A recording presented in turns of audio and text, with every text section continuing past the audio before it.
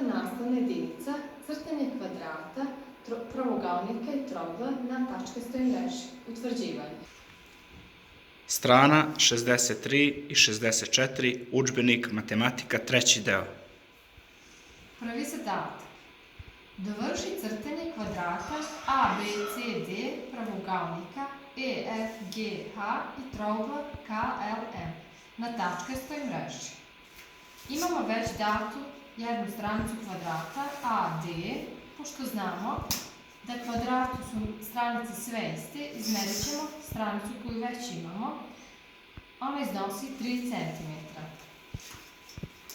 Sada ćemo nacrtati kvadrat.